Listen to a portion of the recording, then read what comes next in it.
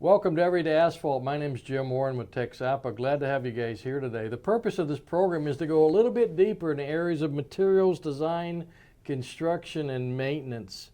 All our Everyday Asphalt programs are posted on our YouTube site. If you go to YouTube and just type in Texas A&M or the Texas Asphalt Pavement Association, our little YouTube page will pop up. You please like, subscribe, and share so you'll be notified when one of our new programs hits there. We also take these podcasts and we strip out the video and we put them on Audible. They're available on Spotify and also on the Apple Podcast platform. So you can listen to them when you're driving down the road. And I listen to a lot of podcasts and audio stuff all the time. So, hey, let's get started. Our guest today, we're going to focus a little bit more on the research side of the asphalt universe, and we're deeper diving today with Dr. Amy Epps-Martin. Howdy. Howdy. Welcome.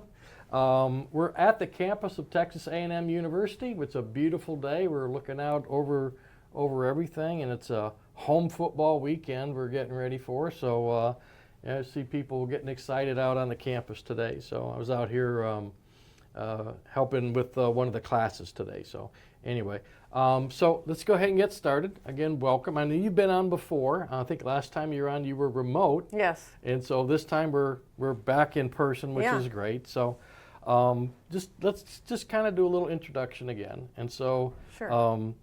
How did you get started in this business? Sure. Yeah. Thanks, Jim, for having me, and also thanks for coming always to speak to our classes. We appreciate that. When I was younger, I was actually born here in Bryan, Texas, and was a little kid here. Then I grew up in Reno, Nevada, and probably all throughout my childhood, I enjoyed math and science, so I decided to go into engineering. Got all of my education at the University of California, Berkeley, and then 27 plus years ago, I came back here to start my first job. So this is the only job I've ever had, Oh, really? the only real job I've ever had. But it's still not in the real world, as you say. Yep. I'm still in academia, and You say that. and I definitely don't want to not mention my dad. My dad definitely influeed me in terms of going into engineering. I'm sure. In my master's, however, I was in transportation engineering, okay. And then I switched back over to asphalt pavements for my PhD. And we actually had the same PhD advisor, Dr. Carl Monosmith. So, yeah, I guess that's me. I remember Carl. Yeah, I remember Carl. yeah. Great guy. One of those just guys who was just like Carl Monosmith. Yeah. Everybody kind of like stops and listens and like Yeah. waiting to hear what he has to say. So that's awesome. So you've been here for 27 years. Correct. Okay. Man, I bet you've seen some changes. Yeah. I finally have a bigger office. So. Yeah. How long did that take? 25 years. 25 years. Yeah. Well, there's benefits to hanging around. Yeah. So when people ask you what you do for a living, what do you tell them? I tell them I teach at Texas A&M University, Okay. and I conduct research in asphalt pavements. And I usually add that "and" because, when people, a lot of people, when they think about a university professor, they think of maybe one that's just teaching focused, and that's definitely not all of my job by any stretch. Okay. And that's part of the job that I like. Part of the job that I like is that it's a mesh of teaching, research, and service. And so I guess I usually do throw that in there because they'll ask me, oh, how many classes do you teach a semester? And, I only teach one class a semester because I have a fairly high research load. Right. So I think it's important to get that out there. It's kind of like when people ask, oh, how old are your kids? I say 21, 18, and 18. I don't just say 21 and 18 because I want credit for the fact that I have 3 kids.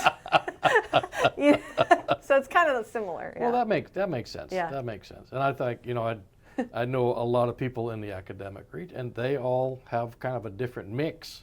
Correct. Of depending on what they're doing at the time and what the demand is from the university and all that. And I know this class that was at today, I think I started out with just you a couple of years ago, 3 or 4 years ago, I guess, and now we're teaching three times the class. So right. Obviously there's growth in that particular materials class, which is great. Yes. And so we're glad to help out. Yeah, and with respect to that, it's important to note that our basic undergrad materials class, the one you're speaking about, does include 2 weeks of asphalt, and I know that that's not the case at all universities. So I think it's good that we are, maintaining that, and of course it's partly because of the faculty that we have here are involved in that area. And this is so one of the premier yes, it still universities is. around. It still is. Yes. Working on asphalt. Correct. Absolutely, absolutely. We've been working with TxDOT and working with other people, and I've been involved in the education side from the kind of more the vocational side for a long time, and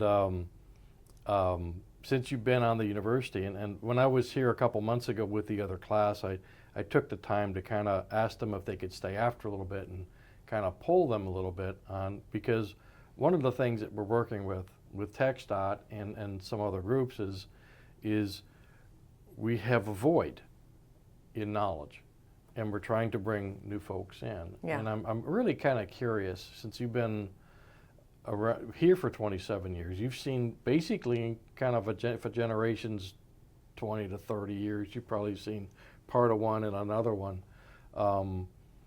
And I think a lot of the generation that's walking around out there right now, I think sometimes gets a bad rap. Yeah. About, oh well, they're this or that, but they are what they are, and we were what we were. That's right. That's right. And I'm just curious, what do you see? What do you see from that perspective? Are you teaching the same, or are you getting the same kind of input, or that's a good question. And part of it for me, it's also because now I have my 3 sons are here in engineering. So I also see it. I also thank you. Yeah. I also see it from the perspective of being a parent and seeing how they're doing and going through things. I think one of the differences, and this also gets to how I teach, is sort of the access to information and the technology. So sometimes that's a blessing and sometimes it's a curse, right? Okay. And maybe it somewhat makes the attention spans, shorter these days. I've heard of that. And but at the same time, they have more access to information. So it used to be, if you didn't go to class, there's no way that you were going to get that material. Right. Now that's not exactly like that, but I still try to make it worth their while to come to class. I hope that there's still a role for me as a professor. I feel like my job is to curate the information, right? There's so much information. You want to make sure it's the correct information, right? Which I know we're getting into with AI and all that. But some of that is just, how do we use this as a tool? Like, when I was an undergrad, I didn't even have a computer. I didn't have email till I was in grad school. I didn't have a cell phone till I had a job.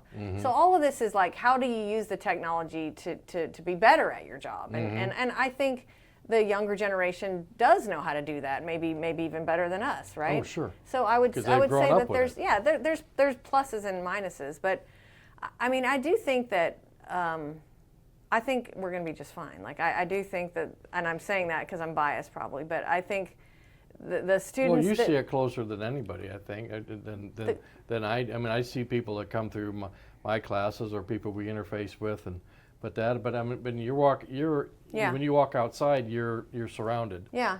By them. And the good students are still. They're very good. They're dedicated. They're engaged. I don't see that there's been any sort of a change in that. Okay. We have had a significant growth, as you mentioned. The goal was to get to 25,000 in 2025, which we're not even there yet, and we already got there. So in engineering, in the College of Engineering, just the College of Engineering, which is huge, right? I mean, we're sitting here in a giant campus, 79,000, I think, But I think the administration is trying to address some of the growth issues that have happened that I've definitely seen here on this campus and maybe at other campuses. I think there was a need for growth, but we have to be careful about not losing the quality. Smart growth. Smart growth. Not that's just, right. That's not growth for growth's sake. Right. You still want the quality, not. Yes. You need a quantity to carry the program and take care of everything, but you don't want that to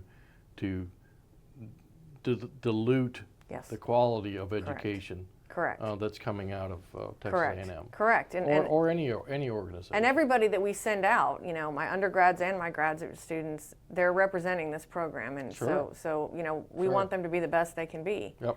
So Awesome. yeah, awesome. definitely.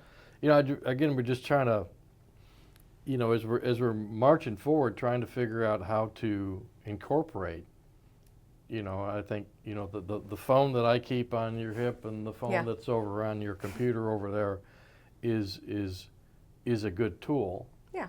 But it doesn't replace that common sense sort of stuff that we run into. People, a lot of times we run into people, and I'll use a term that I use, they don't know what they don't know. Yeah. They don't really know just some basic stuff, and they may be in a further position now than maybe they used to. And when we're talking with DOT and even contractors, is there are people in like an area engineer position, which used to take 10 years to get into. They're in there in 2. Right. And so they don't have that depth of game, if you will, depth of knowledge in Yeah. there to do that. And so they're being put in the position to make the same decisions that somebody that maybe was in there 15 years. Right. But now they've got to do that now. And I'm trying, because we're working with them on some programs, as Right. to how do we enable Yeah. Yeah. these people to make these decisions that are good, solid engineering decisions, like we're Exactly. talking about in class today, that are they're critically thinking and thinking through this stuff to make sure they're making good decisions, not just a decision. Right. And to make sure they have some foundation. So maybe they, you know, they're only 2 years out of college. Maybe Yeah. maybe they didn't go to a university that has asphalt concrete. Now they're Yeah. being asked to make decisions, and they need the basic foundational knowledge.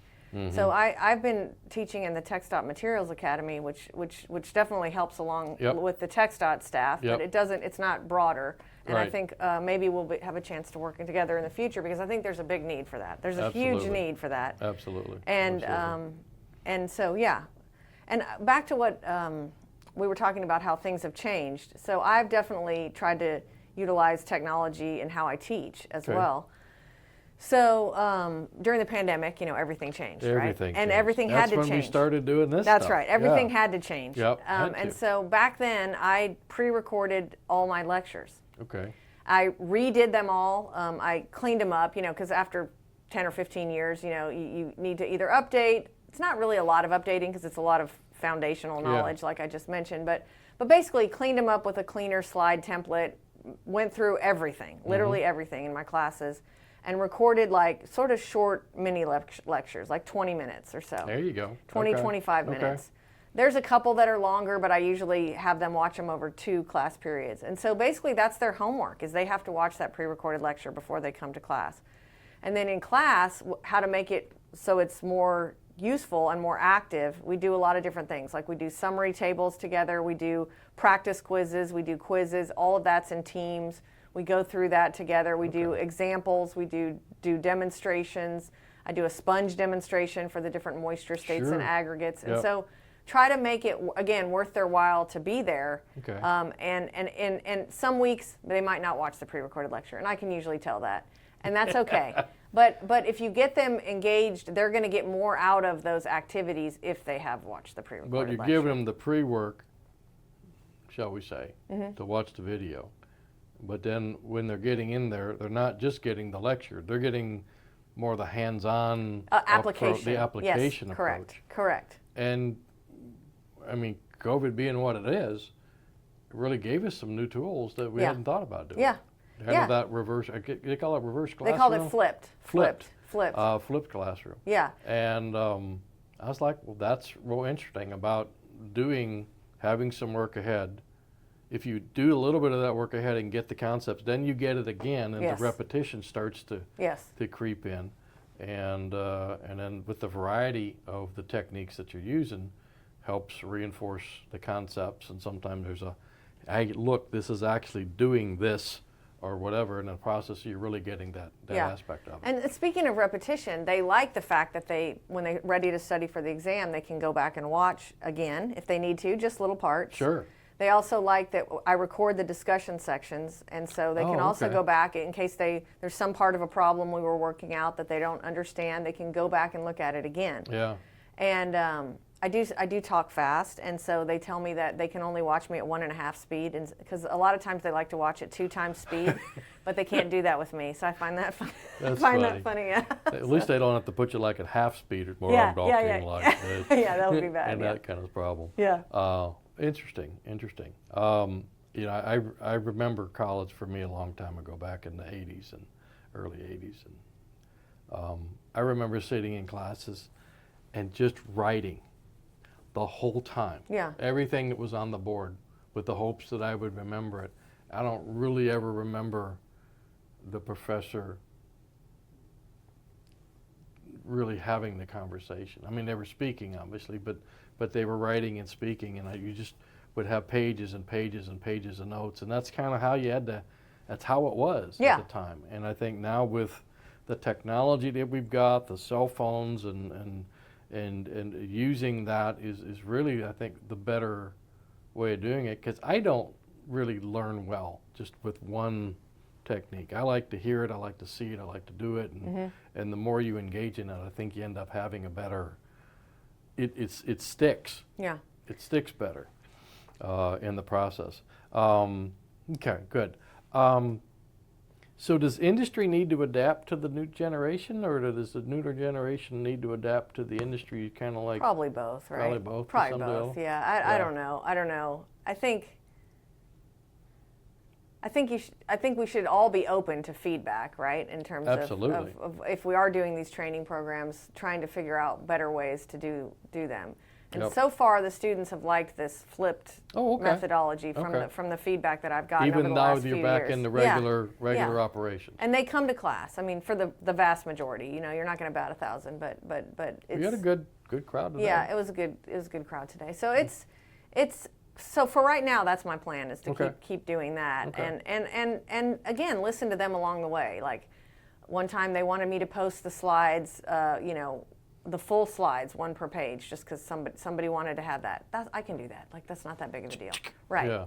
I encourage them Save to actually as. take notes, Yeah. right? Okay. You know, I mean, I still think that's good. I'm finally to. using one of those writing pads that electronically captures my writing, but Oh, I you still are? need to be writing.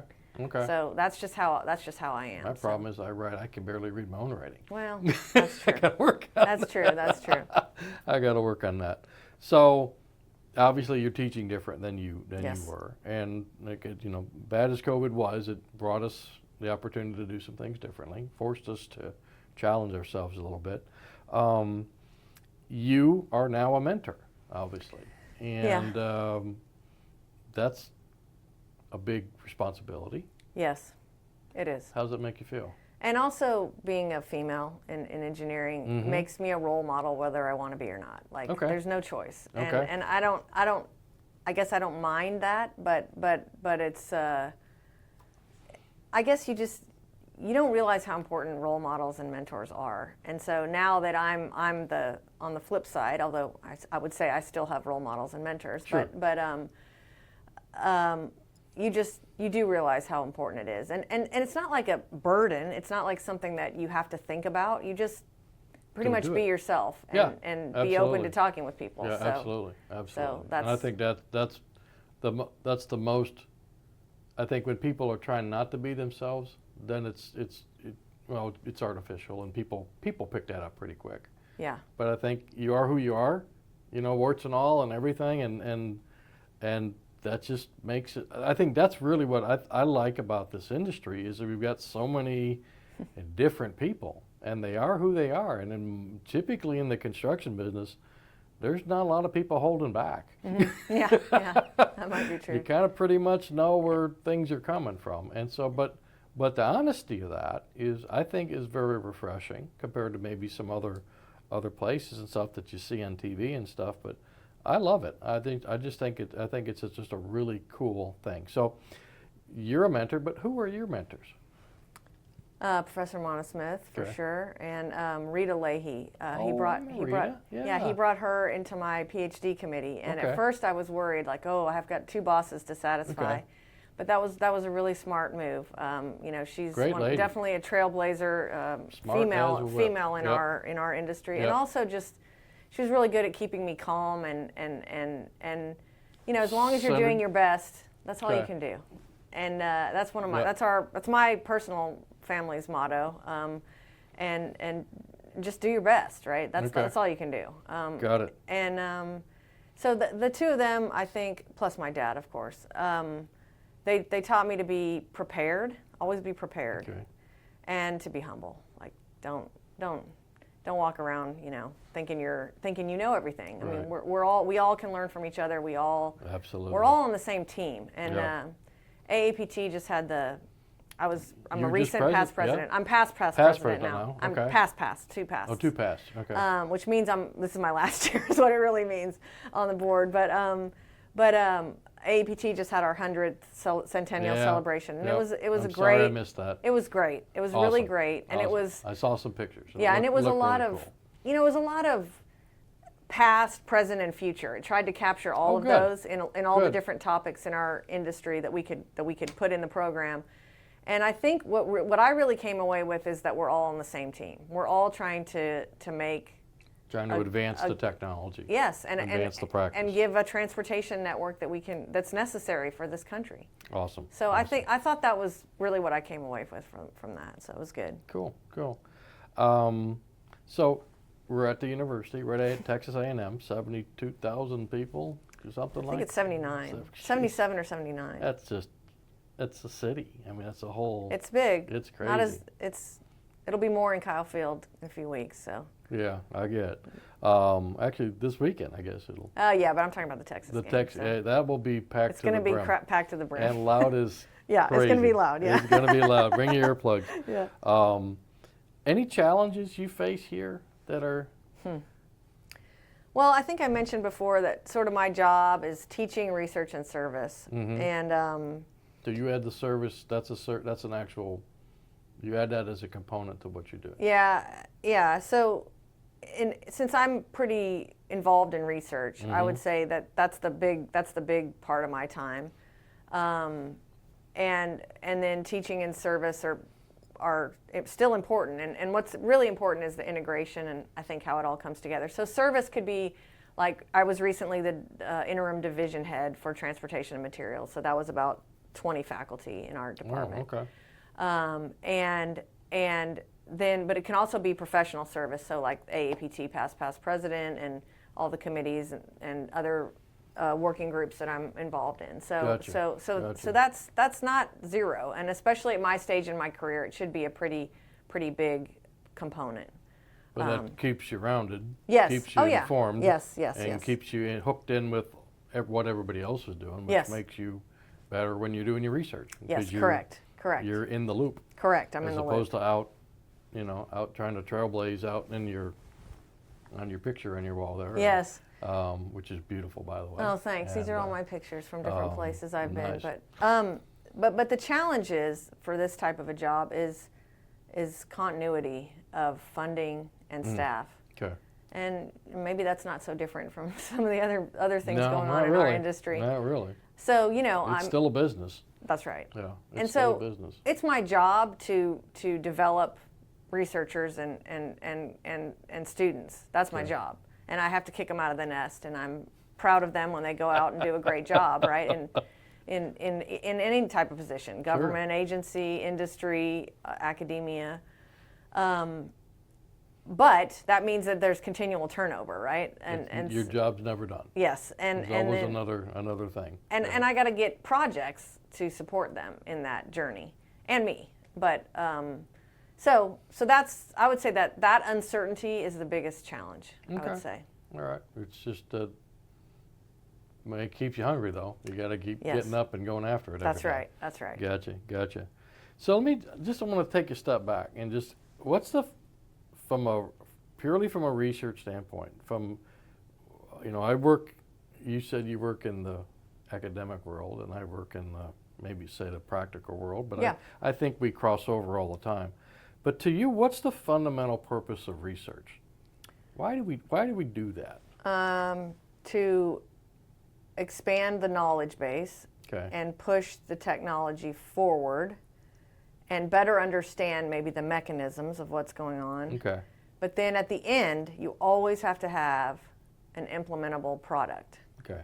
I think that's very, very important. I agree 100%. You can't just do research for research's sake. I mean, you can, but I don't get involved in that kind of research. So there's a balance, right, of trying to understand what's really going on, and you might be having to use some equipment, and everything I do is experimental, but you might be having to use some equipment that you're not going to use in the industry, in the field, but you might use some equipment to better understand what's going on, so that you can better inform the decision you make of what you do implement. So I'm not against some of that more fundamental basic research. Gotcha. But that's not what you're going to do in the end. But it might inform your decision. It'll translate into something else as it goes through the process, and it'll adapt into what may be complex now. Well, hopefully it gets somewhere to be simpler. By the time it actually gets out on the roadway. Yes. I got you. Okay. But to get to that end stage, that implementation stage, that's where you got a lot of people you got to involve, right? You got a lot of people that you got to talk to, and you got to, collaborate with and understand the needs and understand the limitations of what can be done, and all of that. So and a lot of people don't like to get their cheese moved. Yes, and it's a lot of I mean. Yeah, I mean when you come out and say, hey, this is a new way of doing something. He's like, no, we've been doing it this way for 30 years. We're good. Go back to your university. But there may be something truly awesome about that if we would just embrace it. But we all got to hey, let's just, let's calm down. Let's put it all on the table. Let's have the discussion and just say, you know what, there may be something here. Yeah. And I was with some folks yesterday, and we're talking about rolling patterns and tack coat and that sort of stuff, and they're saying, well, you don't have to tack between layers, and I'm going, yes you do. And they were like, what? It's like, but there's things that have been perpetuated in this industry that have been passed down then, as we're talking about generation to generation, or from worker to from worker who's moved up, now he's passed it on to the next guy, and he passed the next day, that honestly is just wrong. Yeah. It's just like, we shouldn't be doing that. That's not going to give us the best product. But then how do we change that without pissing a lot of people off? Yeah. But I mean, and so it's a very fine line, and it takes, and I don't think I'm that good at it of trying to, let's just make a little course adjustment. Let's think about the end game. Let's think about what we're trying to do. Yeah. And let's see if maybe there's a better way of doing it. And I think a lot of stuff that you guys are coming up with is there's something here. Yeah. And we've got to think about that moving forward, because there's some really smart people here and at universities all the way across the country that are working on things. And I know we get inundated all the time. Well, here's the next, newest, latest, greatest thing that somebody wants to try. And it's like going, okay. And is it really better, or is it just something somebody's trying to sell? I know. And so I'm sure you guys see some of that. We do. And I do think, though, it's a partnership. It's education. It's all the sides being open-minded. And I think when you get everybody at the table, right, the agencies, the industry, and the researchers, that's when you make the greatest movement. Right. If everybody is open-minded and listening to each other instead of just broadcasting or saying, no, we can't do that. So sort of being open-minded, I think that's where you make the biggest inroads or changes. And because I think in general our nature is not to like change. I mean, I'm the same way. Yeah. But I mean, we can see how things evolve. It's just a slow evolution process. And slower so what can we do? Some people want, and faster than some people want. That's true. So it's trying to find that balance in there. But I think that, you've been in this industry quite a while. I've been in this industry quite a while as well, and I've seen a lot of changes. Yeah. And the bulk of them have been really, really positive. They have added to the value of the asphalt pavement as far as durability and longevity and quality and consistency and all that sort of stuff. Are we there? No. But I don't think we'll ever be there. No. It's a continual process, and someone was talking about this yesterday. These are baby steps. These are not big leaps. These are our baby steps, and hopefully by the time we both retire, we'll Leave it in a better place. And we should keep going forward, right? Absolutely. Like that's just how Absolutely. human nature is, right? Yep. To keep pushing forward. So let's kind of switch gears a little bit, and I know you said you involved in a lot of research, and so what are your main areas now that you're working on? Yeah, so now I would characterize a lot of what I do as sustainable asphalt technologies. Okay. I've done some. I used to say, well, I say safe sustainable asphalt technologies, but the safe part was a lot of stuff I did with PFC, and I haven't done that in a number of years now. Okay. So I would say primarily my focus now is sustainable asphalt technologies. I also worked quite a bit on binders for chip seals. So, but again, those are sort of some threads that are not, I don't know, they're just stagnant right now, I guess. So mainly, most of what I do, again, all those service activities, the research projects, both TxDOT efforts and national, like NCHRP efforts, and University Transportation Center efforts, like all of that is focused on engineering balanced asphalt mixtures. Right. I would say that's my main focus right now. Okay. You've also done some work on RAP. We're continuing to do some work on RAP. That would be kind of fall into that sustainable area? Oh, yeah. That's what I mean. That's kind of what I Okay. mean is how do we engineer getting more RAP in there? Okay. That's what Responsibly. I mean. Responsibly. That's And correct. so we're not just dumping it. We're saying, hey, this is a valued product. Let's figure how to put this value product into its value material and not diminish it, but maybe even enhance it. Exactly. So Exactly. awesome. And I know you're doing some work on the BMD, the Balanced Mix Design effort. That's kind of an ongoing TxDOT, program right. for TxDOT. Yes. We've been building test sections since 19? 5 years. 2019, yeah. 2019. So What have we learned? What have we learned so far? Well, so far we have in the first 3-year phase one.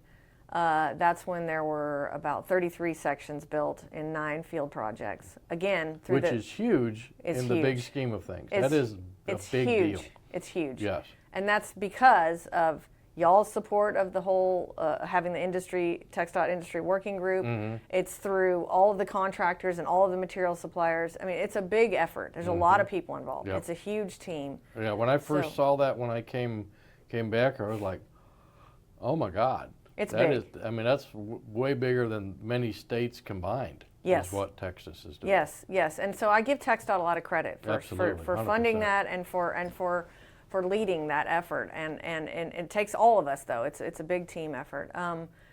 And so I think what we learned is you can engineer high wrap mixtures. You can apply some of these strategies to offset the stiff, brittle wrap binder that you're not getting all of, but that you're getting some of.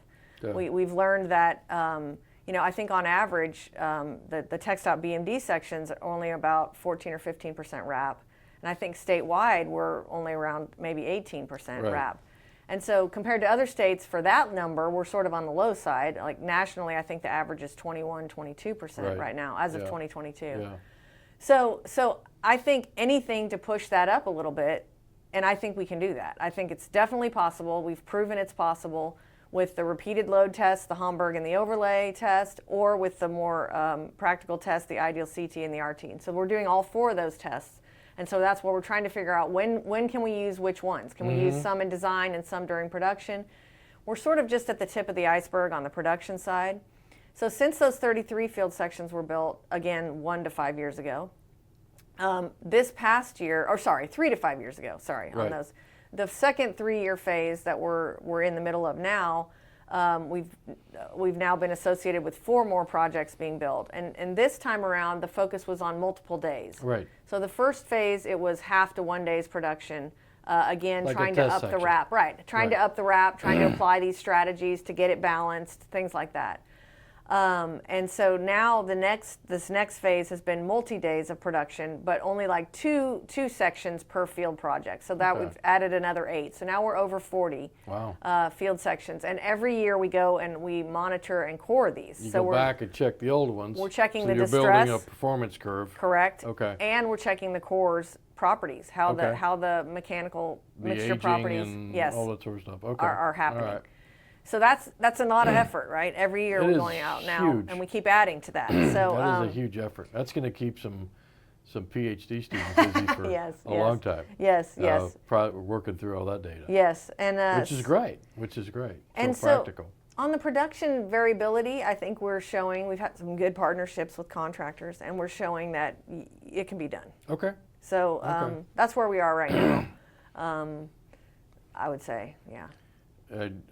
How many years do you think before we're ready to rocket loose? Well, I Couple think the next step is going to be building some pilot projects, right? Where we're actually using the tests, either just in design or possibly in production, but obviously at a reasonable frequency. And we're looking at the variability of the test to determine that frequency. Right. And how much oven space you need, all of that, and all that sort of stuff. And the staffing needs, and the resources, all the resources that you need. So that's kind of the next step, but not quite ready yet. I mean, a few more years, I think. I think we've made a lot of progress. FHWA has some really good resources, and there are 8 tasks with all the subtasks, and we're sort of using that in some other groups that we're involved in with other states to sort of see where we are. And Texas really is leading the pack. And there is a group from, was it California and Texas and Florida, and yes, or somebody else? Was that the 3 or that's is it more? It. That's it. Well, that's called the Mega States. The Mega group. State. Okay. So that's a Mega States peer exchange, and the other which is really awesome. It's awesome. Yeah. It's awesome because I think because so many times I remember that in Florida, and someone would, had something up in Georgia. It's like, well, that's not in Florida. We don't want to know about it. And I know Texas has got their own things. Oh, their own thing going, and sure. It's like, well, Oklahoma, or whatever. But I mean, it's like we can, and having my job, the jobs that I've had over the years, I think I've been in probably 45 of the 50 states in some capacity. Looking with jobs and working with people and that sort of stuff over the years. There's a lot of stuff we can learn from other people. Yes. But I think we've just got to, like you said, you got to just set it on the table and say, let me talk to me. Let me listen. Let's not all talk at the same time. Let me listen to what you're saying and see if there may be a nugget of what you're doing in Montana that maybe we could use in Texas. And yes. I'm sure there is. Yes. But I think a lot of times we just shut that off because there's a border, and we don't go across the border. We think everything here is, whatever, and it part of that's a part of that state pride that every state's got. Yeah. And I think that's where NCAT's been very helpful, and West Track before that was very helpful that your dad was involved in, and all that. But I think we've just got to be able to kind of just, hey, let's just put it out on the table and see what it looks like. Yeah. And see if there's something there that we might be able to use. And the Mega States Peer Exchange, the good thing is it's the right people that are coming to these meetings. So the right people are engaged. Awesome. And that's really important. Absolutely. And the other areas of the country are having regional meetings for their peer exchanges. And then we also have a relatively newer group called the Balanced Mixed Design Implementation Working Group that's nationwide. Yep. That's got NAPA and FHWA support, and so I'm involved in that too. So so all of these pieces, they all fit together. Awesome, good deal. So, and I guess I wrote this down, and you've seen it, and I have questions that we're going through. So I have to. My brain doesn't function sometimes. It's been a long week. How do we balance that need for doing that fundamental peer research and you mentioned it earlier, and you mentioned it very strongly, that we've got to be able to implement it, and how do we do that cross thing? And we're going to have to do that with this BMD stuff, right? Yeah. And because we're talking about existing test procedures, new test procedures, trying to develop relationships or correlations between different test procedures, trying to measure sort of the same thing, but then getting it actually into practice seems to be as big a deal as doing the fundamental research. Oh yeah, no. I mean, my dad tells me this all the time. So the Big Sharp project, right, is what everybody has as the that was going to solve baseline, that was right? going to solve all the world's problems. I think it was the first time that there was ever that much money at the national level. Yep. Huge amount of money. It was $50 million in 5 years, yep. right? And that was basically when I was in grad school. Okay. But undergrad, no, that's not true. 87 to 92. It was when I was an undergrad, basically, okay. essentially. And but think about how much money, time, resources people have gotten involved since then. Oh God. In terms of the implementation. Shadows that, or just it's minuscule. It's nothing. It's nothing. Yeah, that 50 million is nothing. So even though the Tex.BMT implementation effort is huge, I think we're going to get there. And so if we can get there, kind of like quality control, quality assurance specs, right? That took a lot of effort to get there and a lot of time. Yep. But we have to keep working together, and we have to have leaders in all the parts, all the different parts. Yep. Gotcha. That are bought in and committed to making it happen. That makes sense. That's what I would say. Okay. So is there a most of all the stuff you've been involved in, and you've got a really illustrious career here, but is there something unique that was like, wow, this was like stands out as like, this was so cool that we did that, as far as your research side? I don't know if there's a specific project that's unique. Okay. I don't know. But what I'm really enjoying right now is how everything fits together. That's what I'm really enjoying, that there's so many complementary parts. And I feel like, somehow in my hard drive in my brain, it's all in there, and it helps me when I focus on this project. It's also helping me on these 3 other things that I'm involved in. As opposed to, here's an independent thing that I don't know where it's going, but all of a sudden these things are starting to kind of all coalesce. Yes. It's like, oh wow, that's cool, and yeah, I can use this here and use this there. Yeah, that makes a lot of sense. Even just like looking at a new reference that comes out on something, I can see, oh, well, this kind of fits into this, and this, and so I think that is neat. I think that's efficient. It's what? It's efficient. It's efficient. Well, we need efficient. Yeah. We got to have efficient. I know. And we can't just. I mean, it's money and it's time and it's effort, and we don't want to just be doing, as you mentioned, we don't want to be doing research for research's sake. No. We want to be doing research to solve a problem. Yeah. And I think the unique thing that you guys are able to do, and the researchers of the world, are to really focus on the issue without all the extraneous stuff associated with it, and try to understand it, and then come up with some solutions, and then it's got to go then get back refiltered and go, well, okay, now how do we do it? Well, no, and that's when we have to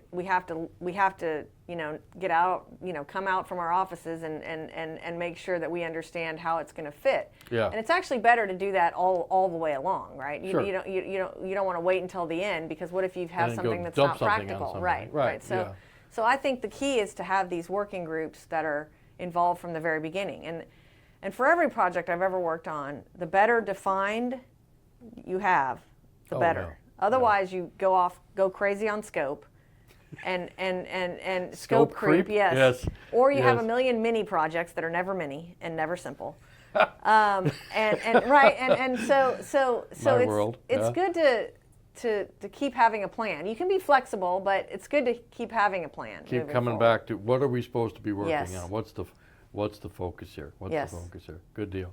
So. I think originally when Sharp came up with, and I was already working then, and I was working for Napa at the time. Mm-hmm.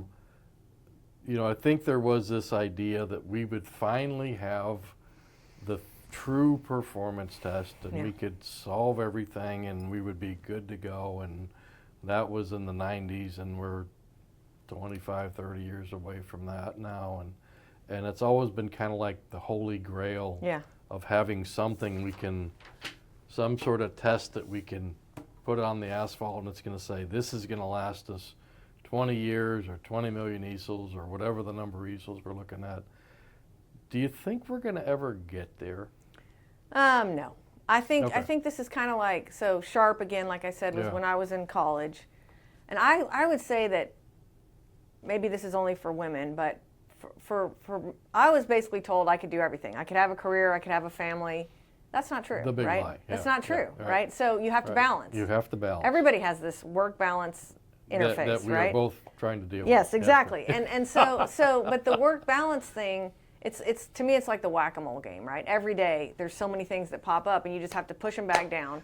And you have to make sure that you don't spend all your day pushing them back down, that you take care of yourself and, you know, And you those still got to around get some work done. Right. Yep, So yep. it's a balance every Yep, day, but it's every absolutely. single day, right? It's not like It's a it's not like fight. you It's a you- fight. It's not like you handle it and then it goes away for a while. No. Okay.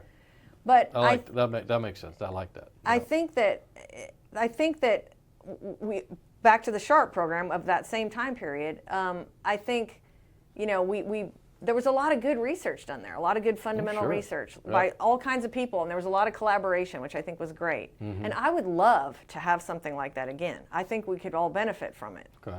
This is just my opinion. Okay. But back then, I think it's almost like it's just like we shot a little bit too far, right? It wasn't going to be able to the extended testing and the complex analysis was just not going to get us there. So now I think that we sort of believe that there is a need for a mixture performance test, especially with more recycled asphalt materials, Sure. especially with all the additives Yep. and all these things that are new things We that gotta come be on the able to market. sort some of We the got to stuff be able out. to sort that out. And Yep. volumetrics is only about quantity. It doesn't talk about quality. We all know that's not going to cut it, right? Right. Not that we should throw away volumetrics. They've proven to be good for consistency, you know, but maybe they're not required. I mean, we're not talking about in-place density, but, you know, other things, No, I right? gotcha. I So, gotcha. you know, maybe the contractor's still doing some of those because that's a great way to track the consistency. That's all he can. In many cases, that's all he can control it in asphalt. Exactly. So Right. it's not like volumetrics are evil. No, I'm not Right. saying that. I'm saying we have to do a little bit more. Okay. And so that's painful, right? When you have to add. You're moving a lot of cheese. Right. You're moving 50, 60 years worth of cheese there. I know, but I think we have to do it if Yeah. we're going to get these benefits from, say, increased wrap use. Yeah, and I think a lot of other states are looking at trying Yes. to find a way of regressing air voids or Yes. super pay 5 Yes. or this or that, trying to find their way around. They know that sacred 4% is not necessarily sacred, but it's been the baseline upon which we've done stuff and are still doing stuff today. But eventually, I think as maybe what we're doing here is going to rule itself out, where we do this additional testing at design, Right. and then we do something out in the field Yeah. other than asphalt content gradation Exactly. and air voids. Exactly. And now we've got, okay, yeah, this says, yeah, keep going, or whoa, you need to stop. Exactly. And that's something, I think that now, back to my analogy, that something is not the crazy, we're going to be able to predict exactly how much rutting is going to occur every year and how much cracking is going to occur every year. Okay. We're not going to get there. I think we now know the truth. Okay. The truth is that I couldn't do it all the time. Okay. But the truth is also that we're not going to have pavement performance prediction model that's going to be perfect based on what we're going to test on every project. Okay. You see what I'm saying? That's fair, I feel yeah. like we're sort of back to reality. But I think that is a good grounding, because it's like, okay, if that's off the table, let's figure out what we can do with what we've got. Exactly. Like we talked about in class Yeah. today. Yeah. And let's do the best we can with what we've got, Yes. and understand that when we should go forward, and maybe when we should slow down, and maybe when we should stop. Yeah. And kind of, I use an analogy like a stoplight. Yeah. Green light, red Yeah. light, yellow light.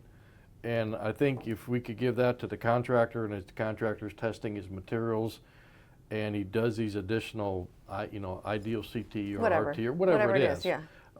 And he gets the yellow light, and he goes, what's going on? Or if he gets the red light, he's like, man, we're shutting it down. Yeah. Or green light, hey, everything's good, everything's balanced, everybody's doing their job, and we're just gonna Yes. keep making good asphalt. Yes. And get on down the roadway. It's a tool. But there's something else out there that's giving us a little bit more Information. Yeah. than what we've got now. That's exactly right. That's So- how I would think about Okay. it. And I I don't like think that. it's a true performance test. Nothing is going to be No. perfect. No, okay. And especially the cracking tests have more variability. They just do. There's nothing we can do about it. Yeah. But guess what? Marshall and Veeam stability had a lot of variability too. And those were rutting Way tests. more. Yeah. So I'm just saying. Yeah. So Yeah. at some point, if we think we need a mixture test, But jump in the pool. we're kind of doing. Yeah. We're kind of maybe changing the edges of the Yeah. field, if you will, bringing them in a little Yeah. bit. Okay. Starting to kind of get close here. So I wanted to ask a question. Based on your research and knowledge, what's one thing that you think would improve performance if we implemented it right now everywhere tomorrow? I think we need to characterize the wrap somehow. Okay. Wrap, Okay. it's like wrap, we say the word wrap and we think it's this uniform One product. thing. That's one thing everywhere. Okay. And I know we got all kinds of people, including myself, trying to figure out how to do that in a Okay. practical way. Okay. But I think we're going to have to be able to characterize the wrap. We had a research project recently that had a PG high wrap of 127. That's crazy Pretty high. stiff. Yeah. And then we got, in Texas here on Text.bmd, I think we're anywhere from a PG high of 81 to 104. Okay. That's a pretty big range.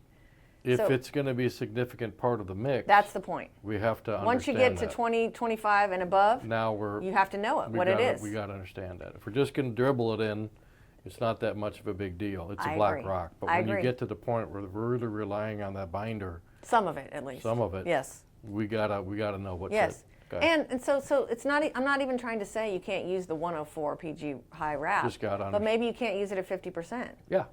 Okay. Maybe you can use the 81 at 50%. So Yeah. you just have to be smart about how do you put together your recipe.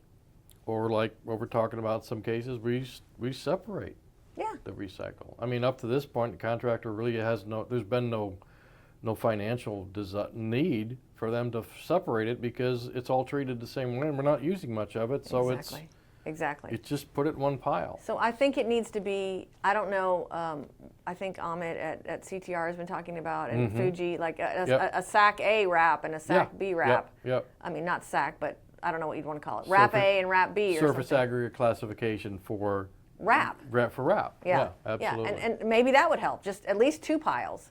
Right. And I don't know what the parameters would be, but I think that would help, to be honest. Well, I mean, in many cases, just that aggregate that we've talked about a number of times, the last month or the month before on this program, last month, with your dad and Richard Izzo. Yeah.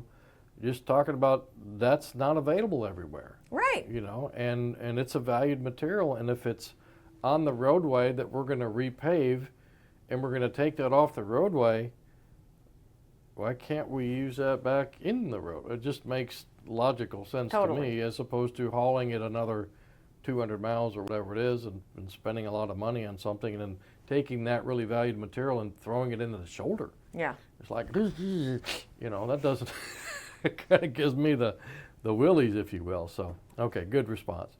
So last 2 questions. I know you're not thrilled with them, but I'm going to ask them anyway. Okay. What does quality mean to you? Probably uniformity and durability. Okay. I mean, I assume we're talking about asphalt pavements. Yes. Okay. Yes. Yeah. Well, we can talk about your children if you want. Oh yeah. I don't know if they're no, they're pretty high quality. Okay.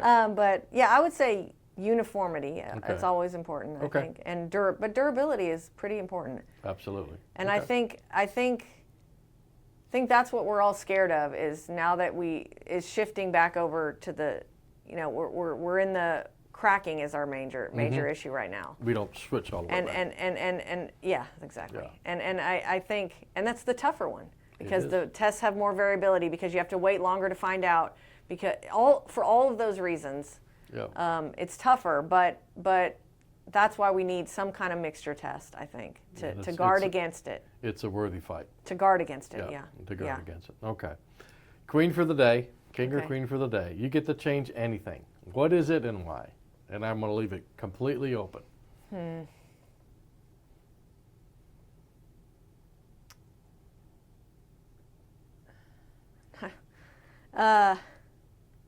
Well, my mom's been gone for a decade, so probably to have my mom back. Oh, okay. Okay.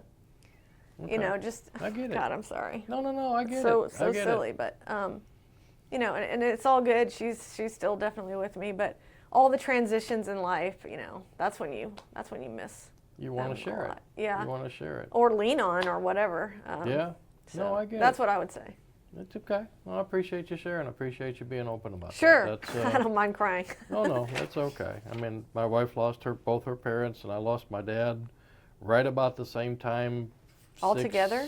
Oh, right wow. within a certain couple Oh, years. oh wow. And it was a really trying time. Yeah. It's she thinks about her mom, and we talk about her mom and dad all the time. We have a picture, one of those rotating digital Oh, picture yeah. thing, and her mom pops up a lot, and it's like I can see her just. Yeah, mine popped up on Facebook Memories, and so Yeah. it's all good, but it sort of shakes your foundation a little bit, and Yeah, but and- also gives you drive to move forward. yeah, and it also makes me realize that hopefully my kids think about me like that, and that I'm that instrumental in their life. So we'll see. All right, There they are. Guys, They're all over the place. guys, Yeah. if you're watching this, Yeah. call your mother. I'm very close to them. It's all good. They're here every week in my Good- office. Good deal. Good deal. All right. Well, appreciate it. Thank Yeah. you so much. And It was great talking to you. great coming out here. This is a lot of fun. You got a beautiful view and a beautiful day. It's finally cooling off a little bit. So that's all the time we've got today. I want to thank you guys for attending. Just a reminder that all these programs are going to be posted on our YouTube site. And also on audible versions on Spotify and on Apple Podcasts. So, and remember, this program airs every third Thursday of the month. And right now, we're starting to look what we're going to be doing in 25. There may be a couple little changes, but we're just still planning same time, same zone, and we're trying to find some new topics. And I've got a whole list. And so, but hopefully someday we'll get Come you back back here. and Yeah, sure. come back over here and do it again. So if you go to texasasphalt.org, you can sign up for the email notification for this, and so we'd like to see you there. So we'll see you next time on Everyday Asphalt. Thanks, Jim. Thank you.